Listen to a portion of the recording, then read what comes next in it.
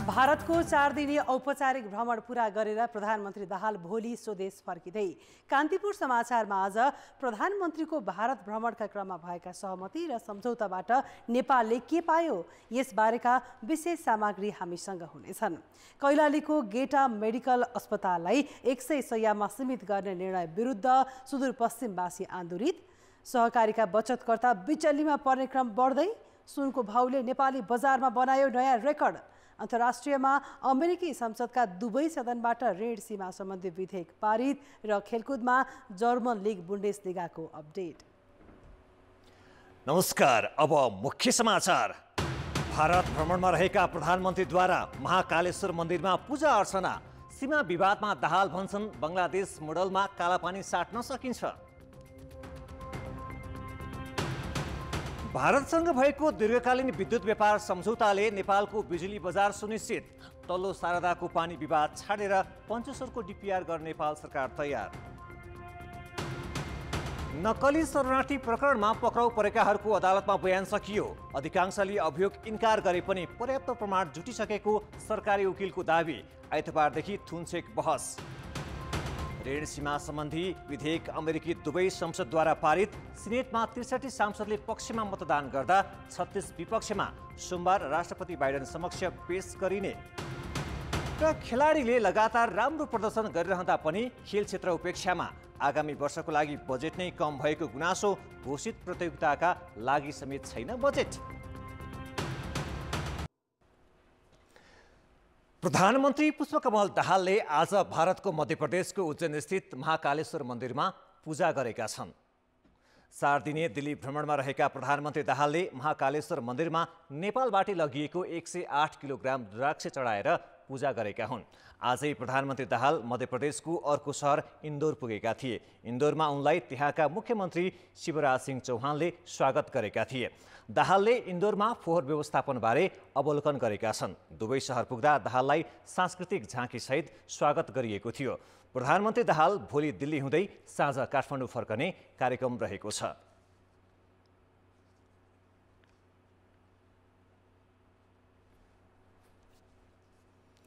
भारत भ्रमणमा रहेका प्रधानमन्त्री पुष्पकमल दाहालले कालापानीको सीमा विवाद बङ्गलादेश मोडलमा समाधान गर्न सकिने बताएका छन्। नेपाललाई बङ्गलादेशसम्म जाने बाटो चाहिएकाले त्यसलाई व्यवस्थापन गर्न कालापानीको समस्या हल हुन सक्ने प्रधानमन्त्री दाहालको भनाइ छ। आफ्नो भारत भ्रमणको तेस्रो दिन आज बिहान नयाँ दिल्लीमा नेपाली सञ्चारकर्मीसँग कुरा गर्दै प्रधानमन्त्री दाहालले बङ्गलादेश जाने बाटोसँग कालापानीको नेपाली भूमि साट्न सकिने सङ्केत गरे।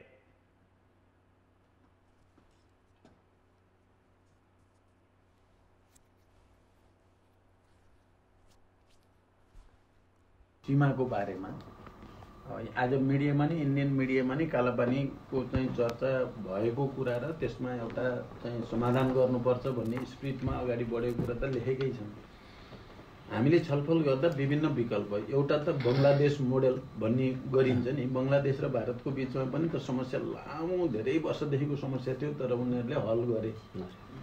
एउटा मोडेल त्यो मोडेल हुन सक्छ। अब अर्को चाहिँ हाम्रो बङ्गलादेशसँग सिधै हामीलाई जाने बाटो हामीलाई चाहिएको छ भन्ने कुरा नेपालको उहिलेदेखिको आवाज उठिरहेको कुरा नि हो। हाम्रो आवश्यकता पनि हो, चाहना पनि हो। त्यसमा कहीँ म्यानेज गर्न सक्ने हो भने पनि एउटा हल हुन सक्छ। हाम्रा चाहिँ विज्ञहरूको सुझाव एउटा त्यो आउने पनि गरेकै छ। नेपालमा विज्ञहरूले त्यतापट्टि पाउने हो भने ठिकै छ भन्ने खालको नि कुरा आछ, त्यो पनि हुन सक्छ। अथवा अर्को केही पनि हुन सक्छ। त्यहाँ यो विकल्पहरू बारे सोच्न सुरु भयो क्या हिजोबाट। अब विकल्प बारे पनि सोच्न सुरु हुनु नै ब्रेक थ्रु हो क्या यो। त्यसै भएर त मोदीजी बोल्नु भयो नि त आफैले यो हल गर्ने भनेर। त्यहाँ त विभिन्न विकल्प आउँदाखेरि उहाँलाई पनि यी त ऱ्यासनलै हो। यो राखिराख्यो भने त नेपाल भारत सम्बन्ध त कहिले पनि सहज हुने भएन। जहिले पनि लिपुले कालापानी भन्यो अनि त्यसपछि विभिन्न ढङ्गले त्यसैमा चाहिँ उ गरिराख्ने भयो। यसलाई हल गर्यो भने अरू इकोनोमिक कल्चरल अरू त छँदैछ हाम्रो। प्रधानमन्त्री दाहालले भारतीय समकक्षी मोदीसँगको भेटपछि सीमा समस्या समाधानका विकल्पबारे सृजनात्मक बहस सुरु भएको बताए।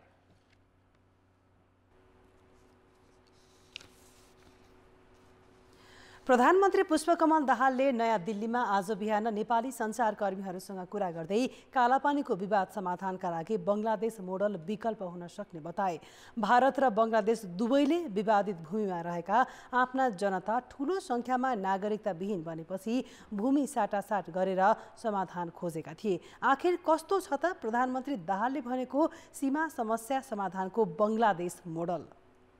भारत र बङ्गलादेश बीच 4096 किलोमिटर सिमाना छ। सन् 2015 को जुन 6 का दिन द्विपक्षीय जमिन सीमा सम्झौता गरेर ऐतिहासिक कालदेखिका सीमा विवाद सुल्झाइएको थियो। बङ्गलादेश र भारत बीच जमिन साटासाट गरेर सीमा समस्या समाधान गरिएको घटनालाई नै प्रधानमन्त्री दाहालले सम्भवतः बङ्गलादेश मोडलको रूपमा सङ्केत गरेका हुन्। भारत पश्चिम बङ्गालका दैखाता, त्रिपुराको मुहारी नदी र असमको लाटीटिला क्षेत्रमा दुई देशबीच सीमा समस्या थिए, जसलाई सुल्झाउन 2015 मा भारतीय प्रधानमन्त्री नरेन्द्र मोदीको बङ्गलादेश भ्रमणका क्रममा सम्झौता भएको थियो, जसअनुसार भारतीय सीमारेखाभित्र रहेका 111 बङ्गलादेशी इन्क्लेभ अर्थात् क्षेत्र बङ्गलादेशलाई सुम्पिएको थियो। त्यसबाट 17,160 एकड जमिन बङ्गलादेशमा थपिएको थियो। यस्तै बङ्गलादेशी क्षेत्रमा रहेका 51 इन्क्लेभ भारतमा समाहित गरिएको थियो, जसअनुसार भारततर्फ 7,110 एकड जमिन थपिएको थियो। दुवै क्षेत्रमा भारतीय 34,000 र बङ्गलादेशी 17,000 गरी 51,000 नागरिकको बसोबास थियो। बङ्गलादेशको सीमारेखाभित्रको भारतीय इन्क्लेभमा बसेका व्यक्ति भारतीय थिए भने भारतको सीमाभित्रको बङ्गलादेशी इन्क्लेभमा बसेका व्यक्ति बङ्गलादेशी थिए। यो सीमा सम्झौतापछि त्यहाँका बासिन्दालाई कुन देशको नागरिक हुने भनेर छनौटको अधिकार दिएको थियो। अर्को मुलुक रहँदा राज्यविहीनको अवस्थामा रहेका दुवै मुलुकका बासिन्दाको समस्या यो सम्झौतापछि समाधान भएको थियो। उक्त सम्झौतापछि भारतीय प्रधानमन्त्री मोदीले बर्लिन पर्खाल भत्किएको रूपमा संज्ञा दिएका थिए भने पश्चिम बङ्गालकी मुख्यमन्त्री ममता बनर्जीले जमिन सट्टापट्टाको घटनालाई ऐतिहासिक बताएकी थिइन्। बङ्गलादेशकी तत्कालीन प्रधानमन्त्रीले पनि सीमावर्ती समस्या समाधान भएकोमा खुसी व्यक्त गरेकी थिइन्। सन् 2011 मै भारतीय प्रधानमन्त्री मनमोहन सिंह र बङ्गलादेशकी प्रधानमन्त्री शेख हसिना बीच सीमा समस्या समाधानको प्रोटोकलमा हस्ताक्षर भएको थियो, जसअनुसार भारतले 2,777 एकड र बङ्गलादेशले 2,267 एकड जमिन पाउने सहमति भएको थियो। उक्त प्रोटोकल असम, मेघालय, त्रिपुरा र पश्चिम बङ्गाल सरकारसँगको सहमतिमा बनाए पनि प्रतिकूल राजनैतिक परिस्थितिका कारण लागू हुन सकेको थिएन। त्यसको 4 वर्षपछि मात्र आएर जमिन साटासाट गरेर सीमा समस्या सुल्झाइएको थियो। कान्तिपुर समाचारका लागि अमृत दाहालको रिपोर्ट। प्रधानमन्त्री पुष्पकमल दाहालको भारत भ्रमणका क्रममा भएको भनिएको दीर्घकालीन विद्युत व्यापार सम्झौतामा के छ भन्ने सर्वत्र चर्चा छ। त्यसैगरी पञ्चेश्वर परियोजनाको डीपीआर 3 महिनाभित्रै सक्ने सहमति भएको भनिए पनि त्यो पनि सार्वजनिक गरिएको छैन। भारतसँग 25 वर्षको विद्युत व्यापार सम्झौता गर्न नेपाल सफल भए पनि पञ्चेश्वर परियोजनामा भने आफ्नो अडान छाडेको छ। नेपालमा बनेका अधिकांश जलविद्युत आयोजना नदी प्रवाहमा आधारित भएकाले हिउँदमा बिजुली जोहो गर्नुपर्ने र बर्सातमा कहाँ बेच्ने भन्ने चिन्ता छ। त्यही कारण नेपालले प्रधानमन्त्री पुष्पकमल दाहालको भ्रमणका क्रममा दीर्घकालीन व्यापार सम्झौता गर्ने विषयलाई मुख्य एजेन्डा बनाएर भारतमा स्थायी बजार सुनिश्चित गर्न खोजेको थियो। नभन्दै नेपालले भारतलाई त्यसमा सहमत गरायो। दीर्घकालीन विद्युत व्यापारको सम्झौतामा नेपालका तर्फबाट ऊर्जा सचिव दिनेश घिमिरे र भारतका ऊर्जा सचिव आलोक कुमारले प्रारम्भिक हस्ताक्षर समेत गरेका छन्। तर यसलाई वैधता दिन केही प्रक्रिया पूरा गर्नुपर्ने भएकाले सम्झौता बाहिर ल्याइएको छैन। भारतका प्रधानमन्त्री नरेन्द्र मोदीले संयुक्त पत्रकार सम्मेलनमा भने सम्झौताबारे जानकारी दिइसकेका छन्। 25 वर्षका लागि गरिएको यो सम्झौतामा 10 वर्षमा 10,000 मेगावाट बिजुली भारतले खरिद गर्ने उल्लेख छ। भारतमा यति धेरै बिजुली पठाउन नेपालमा थप 25,000 मेगावाट बराबरका आयोजना निर्माण गर्नुपर्छ। सम्झौतामा हुनुपर्ने बुँदाहरू, त्यो सम्झौतामा लेख्नुपर्ने बुँदाहरू सबै फाइनल भएर दुवै देशका सचिवहरूले साइन गरिसकेका छन्, प्रारम्भिक हस्ताक्षर भइसकेका छन्। त्यसको उहाँहरूको एप्रुभलको केही प्रोसेसहरू भएपछि त्यो चाहिँ फाइनल ह्यान्डओभर हुन्छ। नेपालभित्र चाहिँ प्राइभेट सेक्टरको, गभर्मेन्ट सेक्टरको अरू लगानीहरू, इन्डियन लगानीहरू पनि हाइड्रो पावरमा विभिन्न क्षेत्रमा लगानी चाहिँ ट्रान्समिसनमा लगानी चाहिँ बढाउन त्यसले ठुलो मद्दत गर्छ। भारतले 10,000 मेगावाट बिजुली आफ्नो लगानीका आयोजनाबाट मात्र नभई नेपाली लगानीमा बनेका आयोजनाबाट पनि लैजानेछ। तर भारतको विद्युत व्यापार निर्देशिका संशोधन नभएसम्म चिनिया लगानीमा बनेका आयोजनाबाट बिजुली निर्यात हुने छैन। यसबाहेक प्रधानमन्त्रीको भ्रमणका क्रममा नेपालले पञ्चेश्वर जलविद्युत आयोजनामा पनि ब्रेक थ्रु गर्ने योजना बनाएको थियो, जसमा नेपाली पक्ष अहिले तल्लो शारदाको पानी भारतलाई छाडिदिएको छ। शारदामा दाबी छाडेर 3 महिनाभित्र पञ्चेश्वरको डिपिआर टुङ्ग्याउन नेपाल सहमत भएको छ।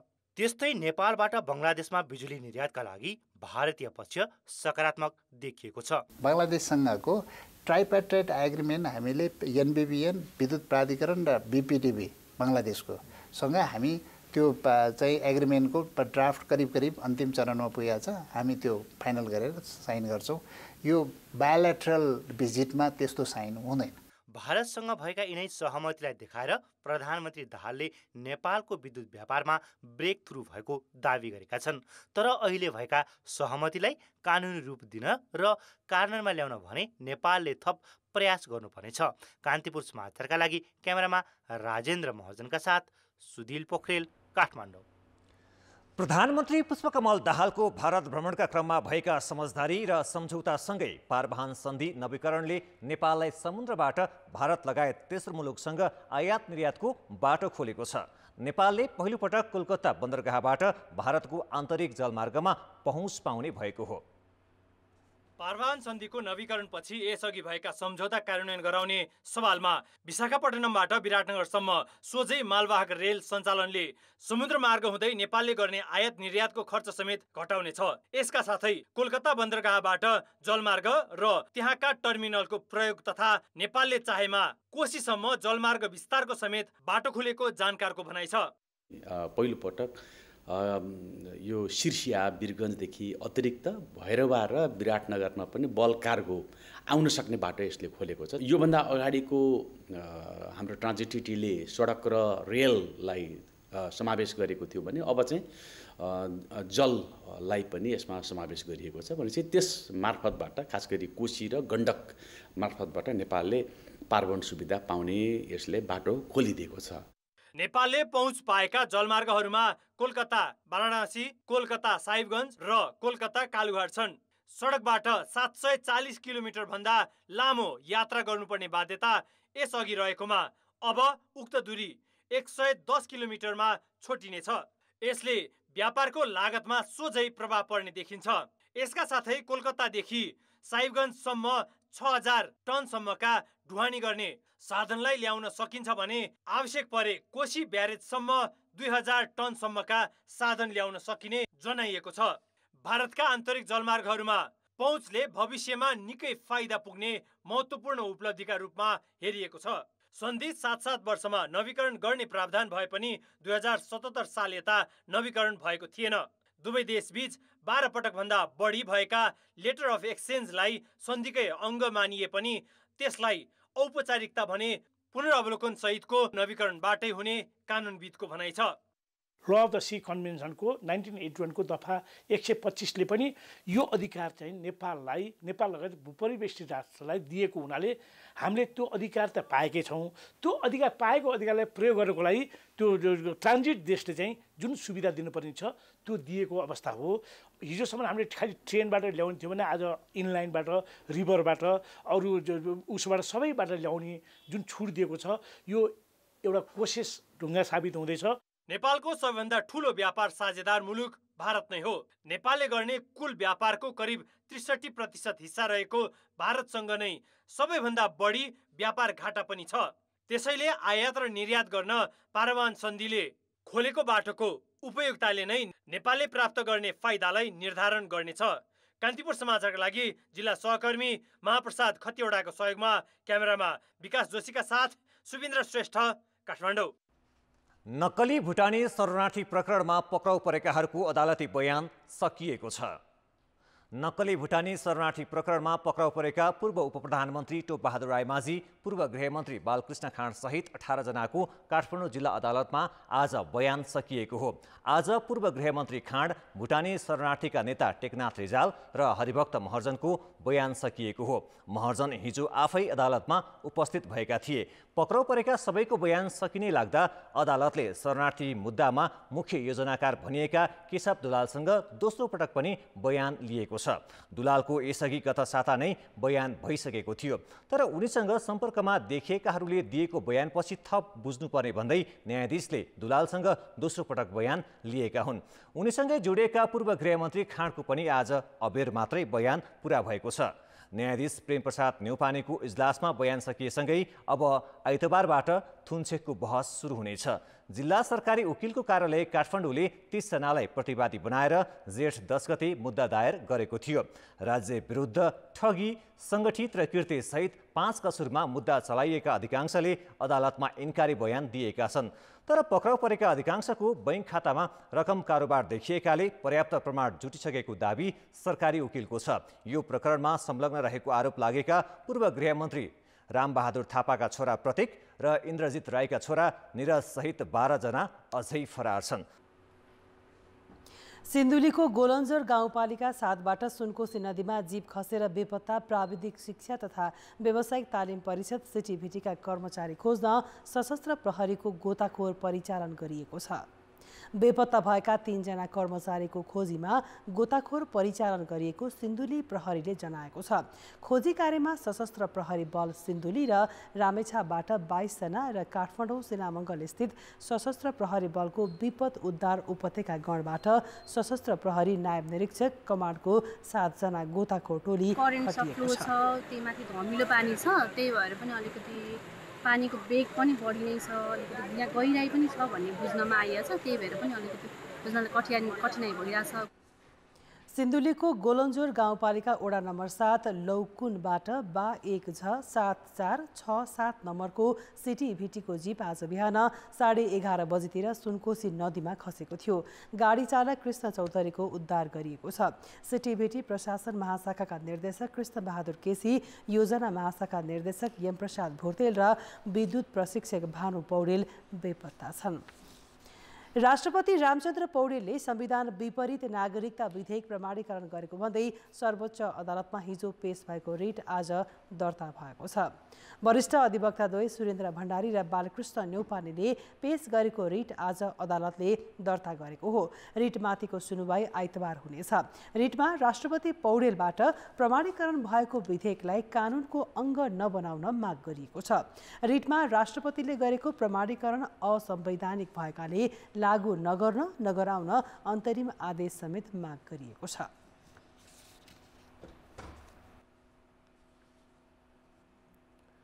हज यात्राको लागि साउदी अरबको मक्का जाने क्रममा विभिन्न जिल्लाबाट काठमाडौँ आइपुगेका यात्रुहरूले फितलो व्यवस्थापनका कारण दुःख पाएको बताएका छन्। उनीहरूले खान, बस्न, सुत्न मात्र होइन पिउने पानीको समेत व्यवस्था नभएको गुनासो गरेका छन्। आज मात्रै 250 जना हज यात्री त्रिभुवन अन्तर्राष्ट्रिय विमानस्थलबाट साउदी अरबतर्फ प्रस्थान गर्दैछन्।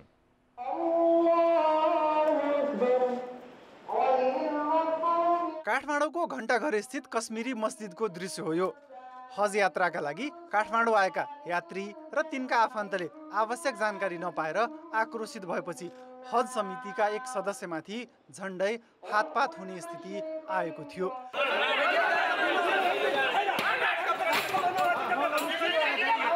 गृह मन्त्रालयले हज यात्रीका लागि 1 करोड रुपियाँ छुट्याए पनि व्यवस्थापनमा त्यो खर्च नभएको हाजीहरूको गुनासो छ। किसी की श्रीमती जो है आज है फ्लाइट, श्रीमान का फ्लाइट कल है। भला बताओ जिंदगी में ऐसा कोई काम करेगा? 3 दिनदेखि यहाँ बसिरहेका छौँ। न पानीको व्यवस्था छ, न खानाको व्यवस्था छ, न सुत्नको लागि व्यवस्था छ। सत्तारूढ दलबीच भागभण्डा मिलाएर 25 सदस्यीय हज समिति गठन गरिन्छ। धेरै हज यात्री जाने जिल्लाका व्यक्ति हज समितिको नेतृत्वमा नराखिएको, हज यात्रीले नेपाली भाषामा गृह मन्त्रालय लगायतका कर्मचारीसँग कुराकानी गर्न गाह्रो भएको गुनासो गरेका छन्। अहिले यहाँ हेरेका छैनन् आफ्नो मुलुकमा भने त्यहाँ त अर्कै मुलुक हुन्छ, न त्यहाँको ल्याङ्ग्वेज थाहा हुन्छ, न त्यहाँको चालचलन थाहा हुन्छ, केही पनि थाहा हुन्न। हामी कोसँग सोध्ने? समितिका अध्यक्ष शमशेर मिया नक्कली भुटानी शरणार्थी प्रकरणमा संलग्न रहेको आरोपमा प्रहरी हिरासतमा छन्। अध्यक्ष नै कार्यकारी रहने हुनाले मिया गिरफ्तार भएपछि समितिका काम लथालिङ्ग भएको छ। मस्जिदमा उहाँहरू आएर 1 दिन वा 2 दिन अगाडि आएर बस्ने छ। त्यसमा चाहिँ अलिकति समस्या के छ भने व्यक्ति र व्यक्तिका परिवारहरू पनि आउने र धेरै सङ्ख्यामा आउँदाखेरि त्यहाँ व्यवस्थापन गर्न कठिनाइ भएको छ। त्यसको लागि हामीसँग बजेटको पनि खासै बजेटको व्यवस्था हुँदैन। समयमै पासपोर्ट र टिकट हातमा नपरेको, महँगो शुल्क बुझाउँदा पनि त्यो पैसा के कसरी खर्च हुन्छ भनेर थाहा नदिएको उनीहरूको गुनासो थियो। सौदीको मान्छेहरू ठुलो मान्छेहरू खाना फ्री खुवाउँछ। किन खुवाउँछ? यो नेपालको मान्छे हो, नेपालको मुस्लिमहरू गरिब छ, त्यसलाई सहयोग गर्नु पर्यो। तर यो कमिटीले मुस्लिमको नाममा पैसा लुट्ने काम गरिरहेको छ। वर्षेनी हुने हज यात्रालाई गृह मन्त्रालय अन्तर्गतको हज समितिले व्यवस्थापन गर्छ। समितिले भने राजनीतिक पूर्वाग्रहका आधारमा आरोप लगाइएको भन्दै आफ्नो बचाउ गरेको छ। जसले पैसा हालेको छ उसलाई थाहा छ। ती साइडका ती प्रोपोगन्डा बनाउने र त्यो नेतागिरीको भाँडो सेक्ने मान्छेहरूको केही कुरा हो। किन उसलाई त थाहा छैन, उसले पैसा हालेको छैन। विरोधका लागि विरोध गर्ने कुरा मात्रै, यो हज समितिमा त्यस्तो विरोध गर्नुपर्ने केही कुरा पनि छैन। हवाई टिकट, साउदी अरबमा खान र बस्न लाग्ने खर्च, यातायात, भिसा लगायतमा भएका खर्चको विवरण सार्वजनिक गर्न हाजीहरूको माग छ। 45 दिने तीर्थयात्राका लागि नेपालबाट झन्डै 1200 मुस्लिम धर्मावलम्बी साउदी अरब जाँदैछन्। उनीहरूले जनही 4,65,000 रुपैयाँ नेपाल सरकारलाई बुझाएका छन्। 3,64,000 रुपैयाँ खाना, बस्न र 1 लाख टिकटमा खर्च हुने हज समितिले जनाएको छ। कान्तिपुर समाचारका लागि क्यामेरामा पशुपति बुढाथोकीका साथ जितेन्द्र झा, काठमाडौँ। विद्यालय तहका विद्यार्थीलाई नै प्रयोगात्मक शिक्षाको अभ्यास नेपालका लागि नौलो हो।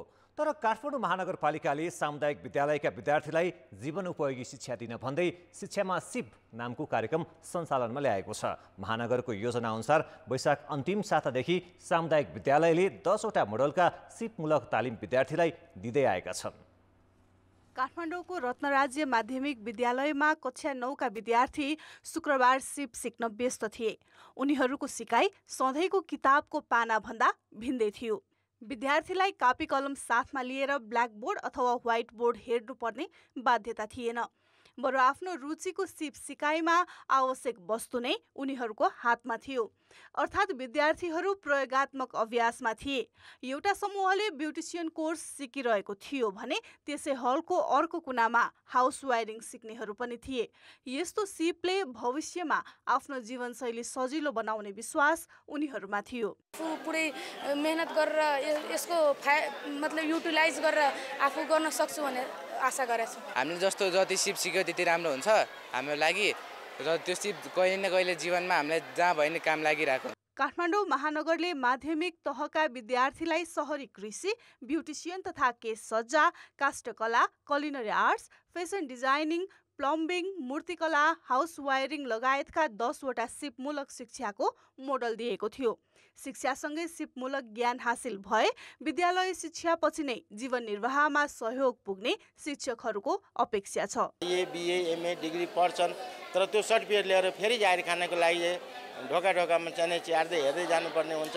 तर यस स्किल बेसले गर्दा यो सिक्यो भने आत्मनिर्भर हुन्छ। कुनै पनि ढोकामा कसै कहाँ जारी खान जानु पर्दैन। यो फाइदाजनक छ र उनीहरूले आफ्नो एससी एक्जाम पछि पनि तुरन्त काम पाइहाल्ने सम्भावना बढी देख्छु म। पछि गएर चाहिँ म कुलिनरी फिल्डमा नै पछि गएर म एउटा चाहिँ राम्रो सेफ बन्छु भन्ने एउटा चाहिँ त्यो पनि यहाँबाट नै पुस गर्ने भयो क्या, यहाँबाट नै इन्ट्रेस्ट डेभलप गर्ने भयो। किनकि हामीले यहाँ चाहिँ प्र्याक्टिकलको साथसाथै हिस्ट्रीहरू होइन, यसको चाहिँ एडभान्टेजहरू, यसको चाहिँ अब डिसएडभान्टेजहरू पनि हुन्छ कुनै कुनै, त्यो कुराहरू चाहिँ सबै हामीले सिकाउँदाखेरि चाहिँ यो चाहिँ ओभरअल चाहिँ एकदम राम्रो हो। शिक्षाका लागि सिप कार्यक्रम अन्तर्गत हरेक समूहमा 20 देखि 30 जनासम्म विद्यार्थी सहभागी छन्। यस वर्ष कक्षा 9का विद्यार्थीलाई मात्र सहभागी गराइएको छ। काठमाडौँ महानगरभित्र 89वटा सामुदायिक विद्यालय भए पनि अहिले 56वटामा मात्रै यो कार्यक्रम लागू गरिएको छ। कान्तिपुर समाचारका लागि क्यामेरामा सुरज खड्काका साथ सृजना बास्तोला, काठमाडौँ। अब जनताको आवाज आज हामीले 7 प्रदेशमा सोधेका छौँ। विद्यालय तहका बालबालिकालाई सिपमूलक शिक्षा कतिको आवश्यक छ?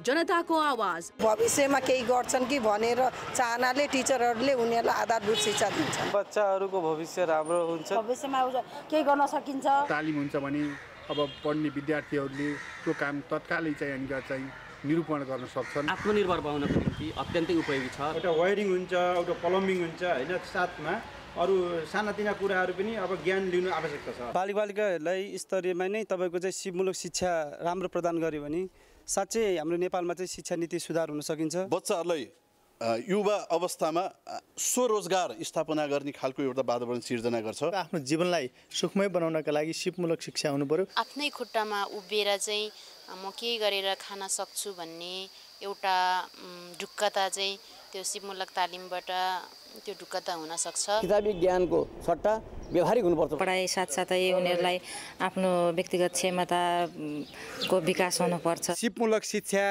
दिएपछि त्यो पढाइ पनि दिगो हुने। सानैबाट सिपमूलक व्यावहारिक ज्ञान दिलाउन सकियो भने रोजगारीका अवसरहरू सिर्जना गर्न सकिन्छ। उनीहरूले केही कमाउने अवसर पाउँछन् र अहिलेको यो शिक्षाको उद्देश्य भनौँ न, यो कार्यक्रममा पनि सिक्दै कमाउँदै गर्ने चाहिँ अवधारणा आछ। जीविकोपार्जनमा पनि सहज हुने भएको हुनाले यो एकदमै महत्त्वपूर्ण लाग्छ। बालबालिकाहरूलाई सैद्धान्तिक कुरालाई व्यवहारमा उतार्न सिपमूलक शिक्षा आवश्यक छ। एसएलसीहरू दिइसकेपछि अब बाहिर देशमा गएपछि काम झट्टै अब पाइने सम्भावनाहरू पनि हुन्छन् अनि सिकेर धेरै फाइदा पनि हुन्छ। आफ्नो हातमा सिप भइसकेपछि भोलि राज्यले मलाई नोकरी देला म खाउँला भनेर राज्यको मुख ताकेर बस्नु पनि परेन। सिपमूलक कार्यक्रम भनेको अहिले देशमा चाहिने नै यही भएको छ। मतलब हामीले केही सिप सिक्यौँ भने पछि गएर हामीलाई काम पनि लाग्छ।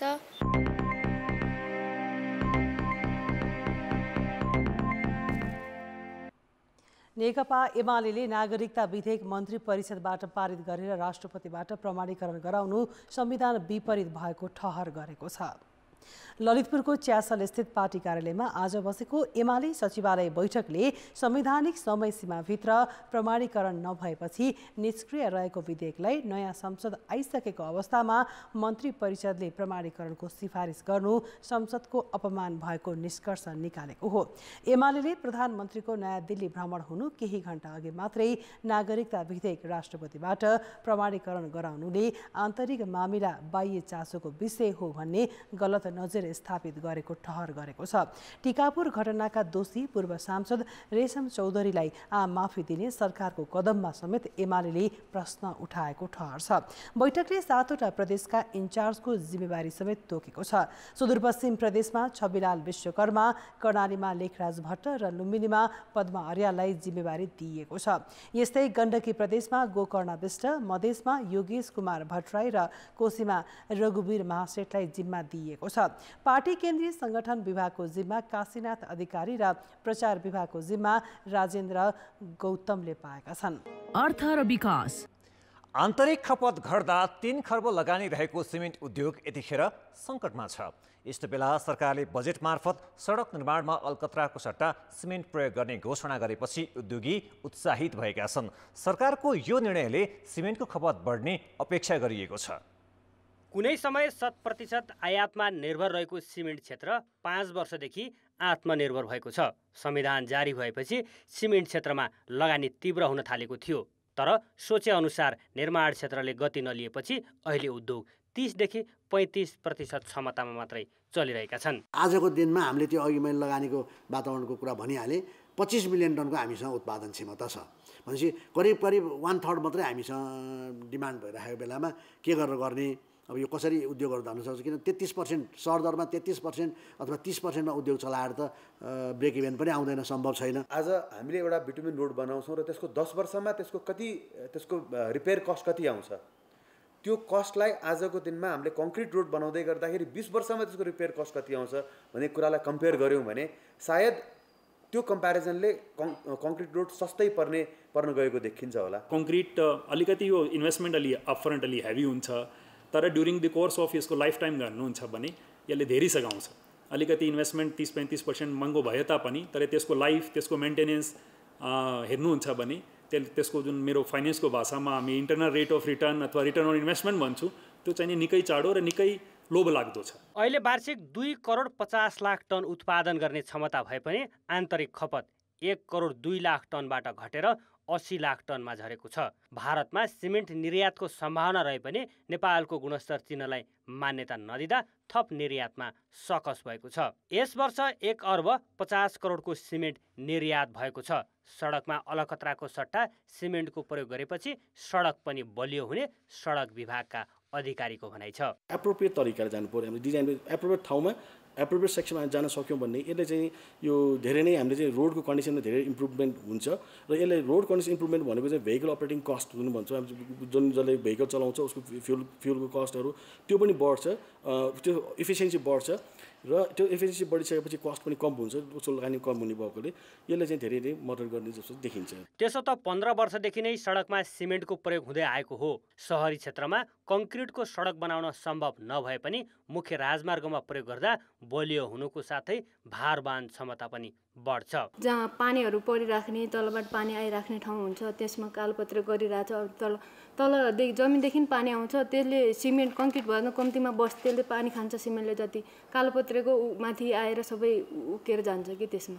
त्यसै कारणले त्यो गर्दाखेरि नेपाल सरकारले नै सिमेन्टको कामलाई धेरै प्राथमिकता दिएर नेपालमै उत्पादन भएको चिजलाई नेपालमै त्यसको प्रयोग गर्नुहोस् भनेर नेपाल सरकार जोडदार दियो भने देशमा चाहिँ राम्रो हुन्छ जस्तो लाग्छ। गत आर्थिक वर्षमा 7 अर्बको अलकत्रा आयात भएको भन्सार विभागको तथ्याङ्क छ। सडकमा सिमेन्टको प्रयोग हुँदा यसले व्यापार घाटा पनि घटाउने देखिन्छ। सिमेन्टको विश्व बजार 15 अर्ब डलरको छ। अन्य देशमा सिमेन्टको प्रयोग घट्दो क्रममा भए पनि भारतमा भने 13देखि 15% बढ्दै गएको छ। नेपाली सिमेन्ट भारतमा निर्यात गर्न सके वैदेशिक मुद्रा आर्जन गर्ने प्रमुख माध्यम बन्न सक्छ। कान्तिपुर समाचारका लागि क्यामेरामा विकास जोशीका साथ भरत रावल, काठमाडौँ। आकर्षक ब्याज दर र सेवा सुविधाको प्रलोभन दिएर सहकारीमा रकम जम्मा गर्न लगाउने तर त्यस्तो रकम सञ्चालकले निजी प्रयोग गर्दा सामान्य आम्दानी गर्ने बचतकर्ता बिचलीमा पर्ने क्रम बढेको छ। पछिल्लो समय ज्याला मजदुरी गर्नेदेखि सामान्य व्यवसाय गरेर गुजारा चलाउने पोखराका बचतकर्तालाई सूर्यदर्शन बचत तथा ऋण सहकारी संस्थाले बिचल्लीमा पारेको छ। सूर्यदर्शन सहकारीले 8000 बचतकर्ताको करिब 1 अर्ब रुपैयाँ फिर्ता नगरेको गुनासो पीडितहरूले गरेका छन्। तीमध्ये करिब 100 बचतकर्ता सहकारीका सञ्चालक खोज्दै काठमाडौँ आइपुगेका छन्।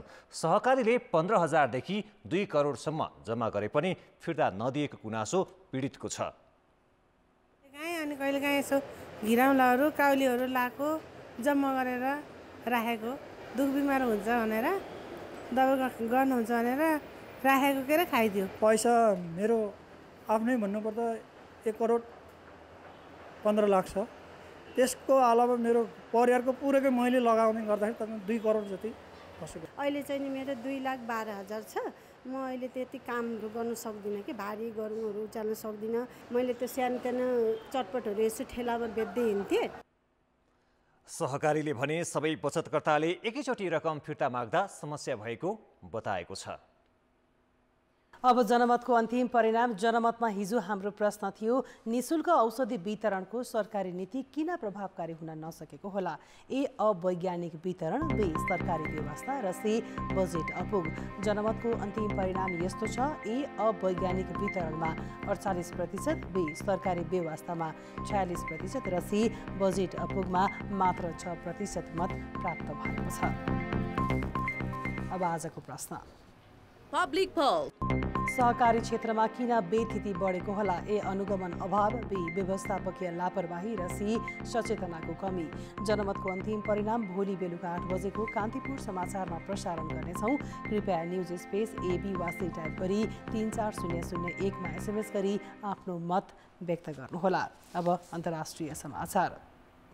ऋण सीमा सम्बन्धी विधेयक अमेरिकी संसदको दुवै सदनबाट पारित भएको छ। ऋण सीमा सम्बन्धी विधेयक अमेरिकी संसदको दुवै सदनबाट पारित भएको छ। माथिल्लो सदन सिनेटमा बिहिबार साँझ भएको मतदानमा विधेयकका पक्षमा 63 र विपक्षमा 36 मत परेको हो। विधेयक यसअघि तल्लो सदन हाउस अफ रिप्रेजेन्टेटिभबाट पारित भइसकेको छ। अब यो विधेयक प्रमाणीकरणका लागि सोमबार राष्ट्रपति जो बाइडेन समक्ष पेश हुनेछ। त्यसपछि यसले कानुनी रूप लिनेछ। अर्थ मन्त्रालयले सार्वजनिक ऋणलाई 31 खर्ब डलरमा सीमित गर्ने विधेयक पारित गर्न 5 जुनसम्मको समयसीमा दिए पनि त्यस अगावै पारित गरिएको हो। यसले अमेरिकी अर्थतन्त्रमा राहत महसुस भएको टिप्पणी गरिएको छ। रिपब्लिकन पार्टीले सार्वजनिक खर्च कटौती गर्न जोड दिएको छ र आगामी 12 प्रकारका विधेयकमा डेमोक्रेटिक पार्टीलाई शर्त तेर्स्याउने बताएको छ। खेलकुद समाचार। कान्तिपुर खेलकुद समाचारमा स्वागत छ। खेलकुद क्षेत्रले अन्तर्राष्ट्रिय स्तरमा सफलता हात पार्दा सरकारको उत्साह थामिन सक्नुहुन्छ, तर त्यही उत्साह बजेट बनाउँदासम्म टिक्दैन। अर्थात् हरेक वर्ष सरकारले प्रस्तुत गर्ने बजेटमा खेलकुद क्षेत्र प्राथमिकतामै परेको देखिँदैन। आगामी आर्थिक वर्षका लागि सार्वजनिक भएको बजेटमा त खेलकुद क्षेत्रलाई कति रकम छुट्याइएको छ भन्नेमा स्वयं राष्ट्रिय खेलकुद परिषद नै अनभिज्ञ छ। अन्तर्राष्ट्रिय स्तर क्रिकेट रङ्गशाला विकास गरिनेछ। यस रङ्गशालामा फ्लड लाइट राख्ने कार्य सम्पन्न गरिनेछ। मूल पार्टी क्रिकेट रङ्गशालाको निर्माण कार्य सम्पन्न गरिनेछ। अर्थमन्त्री प्रकाश शरण महतले जेठ 15 गते सार्वजनिक गरेको आगामी आर्थिक वर्षको बजेटमा युवा तथा खेलकुद मन्त्रालयका लागि भनेर 20 अर्ब 87 करोड 59 लाख रुपैयाँ विनियोजन गरेको घोषणा गरे। तर खेलकुदका लागि मात्र कति रकम हो भन्ने प्रश्न पारेनन्। उनले विनियोजन गरेको बजेट युवा र खेलकुदका लागि हो। क्रिकेट मैदानलाई प्राथमिकतामा राखिएको बजेटका अधिकांश कार्यक्रम पुरानै छन्। अहिले छुट्याइएको बजेटले भलिबल, बक्सिङ लगायतका अन्तर्राष्ट्रिय पदक भित्राउन सक्ने खेलका पूर्वाधार विकासका लागि अपुग हुने राष्ट्रिय खेलकुद परिषदको ठम्याइ छ। यसले पनि खेल क्षेत्रलाई निराश बनाएको छ। परिषदले आगामी वर्ष खेलकुदका लागि मात्र कति बजेट प्राप्त भयो भन्ने जानकारीसम्म नआएको जनाएको छ। अहिले त जम्मा एउटा मूलपानी सकिनलाई त त्यति चाहिन्छ भने झन्डै आधी दर्जन क्रिकेट रङ्गशालाको नाम मात्र हामीले लिएर अनि त्यसपछि हाम्रो निर्माणाधीन अवस्थामा रहेको परिषदको अर्को खेलकुद पूर्वाधार र त्यसपछि अर्को प्राथमिकतामा परेका हाम्रा खेलका पूर्वाधारहरू र यी सबै गर्दाखेरि टोटल बजेट ठ्याक्कै अहिले चाहिँ हाम्रो योजना किताबमै आउने बजेट त जम्मा 72 करोड न हो हैन। र थप स्रोत सुनिश्चित र सहमति प्राप्त नभइकन ती योजनाहरूलाई सम्बोधन गर्न सकिँदैन। चालु आर्थिक वर्षका लागि सरकारले खेल क्षेत्रका लागि मात्र 2 अर्ब 9 करोड बजेट विनियोजन गरेको थियो। सरकारले गत असोजमा पोखरामा भएको 9औं राष्ट्रिय खेलकुद प्रतियोगिताका लागि थप 60 करोड उपलब्ध गराएको थियो। यो वर्ष नेपालले एसियाली खेलकुद र दक्षिण एसियाली खेलकुदमा सहभागिता जनाउँदैछ। यस्तै कर्णालीमा 10औं राष्ट्रिय खेलकुद प्रतियोगिता पनि यसै वर्ष हुनेछ। तर सरकारले यी प्रतियोगिताका लागि भनेर बजेट नै विनियोजन गरेको छैन। राष्ट्रियको लागि त हामीले पर्याप्त मात्रामा नपुगेको बजेट अर्को पूर्वाधार बनाउनलाई पुग्छ भनेर हामीले कसरी भन्ने। अनि यही कारणले गर्दाखेरि पूर्वाधार नभइसकेपछि खेलाडी कहाँ खेल्ने, खेलाडी खेल्ने ठाउँ नभइसकेपछि खेलकुद विकास कहाँबाट हुन्छ। यति बजेटले चाहिँ खेलकुदको क्रम माथि जाला भन्ने चाहिँ होइन, यसमा चाहिँ तल आउला भन्ने चाहिँ एकदम धेरै दुःख लागेको छ। बजेटमा कीर्तिपुर स्थित टियु मैदानमा फ्लड लाइट राख्ने र अन्य 5 क्रिकेट रङ्गशालाको निर्माण सम्पन्न गर्ने उल्लेख छ। अहिलेसम्म पूर्वाधार अभावमा नेपालले दक्षिण एसियाली स्तरभन्दा माथिको अन्तर्राष्ट्रिय प्रतियोगिता आयोजना गर्न सकेको छैन। सरकारले सबैभन्दा कम बजेट दिने तर अपेक्षा भने बढी राख्ने गरेको खेलाडीको गुनासो छ। कम बजेट दिनेको कारणले गर्दा हामी मिनिमम खर्चको कारणले गर्दा हामी सस्तो होटलमा बस्नुपर्ने, खानेकुरामा प्रपर तरिकाले हामीले खान नपाइएको कुराहरू हामीले यो हरेक खेलमा हामीले क्लोज गेममा भोग्दै आएको समस्याहरू हो। नेपालमै हुने क्रिकेट, फुटबल र भलिबल जस्ता खेलको अन्तर्राष्ट्रिय प्रतियोगितामा नेपाली समर्थक र दर्शकको भिड थामिन सक्नुहुन्छ। लगानी गरे भन्दा बढी प्रतिफल दिएर खेल क्षेत्रले नेपालीलाई खुसी दिलाइरहेको छ। यति हुँदा पनि सरकारले खेलकुद क्षेत्रलाई किन बुझ्न सकिरहेको छैन? प्रश्न यही छ। कान्तिपुर समाचारका लागि पोखरा सहकर्मी ऋषिकान्त पौडेल तथा क्यामेरामा विनोद कोजु र हेमकुमार प्रसाईका साथ प्रदीप लेखी, काठमाडौँ। नेपाल र घरेलु टोली मलेसिया बीचको चौथो टी20 अन्तर्राष्ट्रिय खेल भोलि हुँदैछ। यो खेल बिहान 9 बजे युकेएस स्टेडियममा हुँदैछ। जारी सिरिजमा नेपाली महिला टोली 2-1ले अघि रहेको छ। पहिलो खेलमा नेपाल मलेसियासँग 5 विकेटले पराजित भएको थियो। त्यसपछि नेपालले दोस्रो खेल 7 विकेट र तेस्रो खेल 27 रनले जितेर सिरिजमा उत्कृष्ट पुनरागमन गरेको छ। भोलि रुबिना छेत्रीको कप्तानीमा रहेको टोली लगातार 3 जित हात पार्दै एक खेल अघि नै सिरिज कब्जा गर्ने लक्ष्यमा रहनेछ। नेपाली महिला टोलीले अहिलेसम्म उपाधि उचालेको छैन। नेपालसँग मलेसियामा इतिहास बनाउने सुनौलो अवसर हुनेछ। नेपालले मलेसियामै आगामी अगस्त 28 देखि 6 सेप्टेम्बरसम्म विश्वकप छनौट खेल्नेछ। प्रतियोगितामा शीर्ष 2 स्थानमा रहने टोली ग्लोबल क्वालिफायरमा प्रवेश गर्नेछन्। हेटौडामा जारी राष्ट्रिय पुरुष भलिबल प्रतियोगिताको उपाधिका लागि त्रिभुवन आर्मी र एपीएफ क्लब बीच प्रतिस्पर्धा हुने भएको छ। हेटौडा 4 हुम्रचौर भलिबल कोर्टमा भएको पहिलो सेमिफाइनलमा आर्मीले विभागीय प्रतिद्वन्दी नेपाल पुलिस क्लबलाई 3-1 को सेटमा पराजित गरेको हो। आर्मी 25-19, 23-25, 25-13 र 25-15 को सेटले विजयी भएको हो। यस्तै आजै भएको दोस्रो सेमिफाइनलमा एपीएफ गण्डकी प्रदेशलाई 18-25, 15-25, 25-19, 25-23 र 15-10 ले हराउन सफल भएको हो। फाइनल खेल भोलि हुनेछ। चीनको होङजाओ शहरमा हुने 19औं एसियाली खेलकुदको तयारीका लागि सचिवालय सञ्चालनमा ल्याइएको छ। सदस्य सचिव घिसिङको संयोजकत्वमा 10 सदस्यीय 19औं एसियाली खेलकुद सचिवालय गठन भएको हो। राखेपका 2 सदस्य युवा तथा खेलकुद मन्त्रालयका उपसचिव, प्रशासन विभागका प्रमुख, खेलकुद विकास विभागका प्रमुख, राष्ट्रिय टिम तयारीका निर्देशक, आर्थिक प्रशासन शाखा प्रमुख र आपूर्ति तथा भण्डार शाखाका प्रमुख सदस्य रहेका छन्। तालिम तथा प्रशिक्षण विभागका निर्देशक प्रचण्ड शर्माले सचिवको जिम्मेवारी पाएका छन्। सचिवालयको कार्यालय स्थापना भएपछि खेलकुद मन्त्री डिकबहादुर लिम्बुले एसियाली खेलकुदको तयारीले थप तीव्रता पाउने बताएका छन्। सदस्य सचिव टङ्कलाल घिसिङले आगामी आर्थिक वर्षको बजेटमा पनि एसियाली खेलकुदको बजेट सम्बोधन हुनु सुखद भएको बताएका छन्। कान्तिपुर खेलकुद समाचारहरूलाई यति नै। कान्तिपुर समाचार अहिलेलाई सकियो। कान्तिपुर टेलिभिजन हेर्दै गर्नुहोला। नमस्ते।